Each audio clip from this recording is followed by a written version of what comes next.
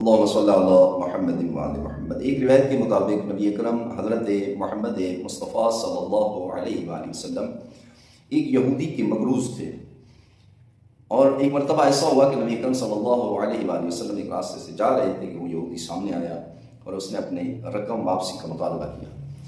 تو نبی اکرم صلی اللہ علیہ وآلہ وسلم نے ارشاد فرمایا کہ اس وقت میرے پاس رقم موجود نہیں ہے۔ تو انہوں نے کہا کہ میں آپ کو یہاں سے جانے نہیں دوں گا جب تک آپ میری رقم واپس نہیں کریں گے۔ نبی اکرم صلی اللہ علیہ وآلہ وسلم نے ارشاد فرمایا ٹھیک ہے، میں بھی یہاں رکا رہوں گا۔ تو اب یہاں سے جو بھی اس راستے سے صحابہ کرام گزرتے تو وہ چاہتے تھے اس کو چھڑکیں، اس کو ڈانٹے، لیکن نبی اکرم صلی اللہ علیہ وآلہ وسلم نے سختی سے منع کیا، فرمایا نہیں، یہ ایک یہودی اور میرا معاملہ ہے، اس میں آپ مداخلت نہ کریں۔ نبی اکرم صلی اللہ علیہ وآلہ وسلم وہاں رکے رہے یہاں تک کہ بہت زیادہ گرمی تھی، سورج کی روشنی کی وجہ سے سر سے لے کر پاؤں تک نبی اکرم پسینے سے شرابور ہو گئے، بہت زیادہ گرمی۔ اتنے میں نماز ظہر کا وقت ہوا، صحابہ کرام آئے، کہا یا رسول اللہ صلی اللہ علیہ وآلہ وسلم، نماز کا وقت ہے، کیا آپ مسجد میں تشریف نہیں لے آئیں گے، ہمیں نماز نہیں پڑھائیں گے؟ فرمایا یہ یہودی مجھ پر حق رکھتا ہے، فرمایا میں یہی رکا رہوں گا۔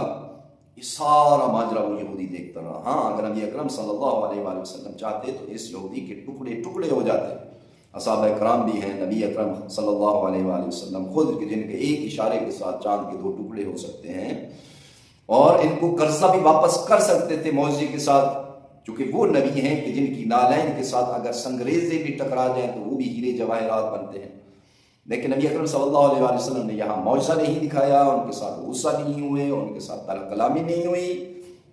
اس کے بعد کیا ہوتا ہے، یہ سارا منظر یہودی جب دیکھ رہا ہوتا ہے، پسینے سے شرابور ہیں، اتنا تھک چکے ہیں کہ فوراً وہ یہودی نبی اکرم کے پیروں میں گر گیا اور نالین پر بوسے دینے لگا، کبھی ہاتھ چومتا ہے، کہتا ہے یا رسول اللہ مجھے معاف کرنا، میں نے تورات میں پڑھا تھا نبی آخر الزمان کے اوصاف میں سے ایک وصف حلم اور بردباری ہے، تو میں یہاں دیکھنا چاہتا تھا، اور اس واقعے اس رقم کے ذریعے آپ کو میں نے پہچاننا تھا کہ آپ کے اندر کس حد تک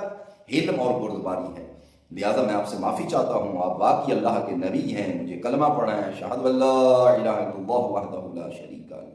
واشہد ان محمدا عبدہ ورسولہ۔ کلمہ انہوں نے پڑھا، اور پھر نبی اکرم صلی اللہ علیہ وآلہ وسلم کے ساتھ اقتداء میں اس نے نماز ادا کی۔ تو ہم نبی اکرم صلی اللہ علیہ وآلہ وسلم کے امتی ہیں، نبی اکرم صلی اللہ علیہ وآلہ وسلم کے بعد یہ صفت بہت زیادہ تھی، تو ہمیں اب اپنی گریبانوں میں جھانکنا چاہیے کہ کیا ہمارے اندر بھی کم از کم تھوڑا سا علم، بردباری، صبر، تحمل ہے یا نہیں ہے، یہ محاسبہ کرنا ہے۔ دعا ہے اللہ کے عالم ہمیں محمد مصطفیٰ صلی اللہ علیہ وآلہ وسلم کی سیرت کو پڑھنے، سمجھنے اور اس پر عمل کرنے کی توفیق عطا فرمائے، بحق محمد و آل محمد۔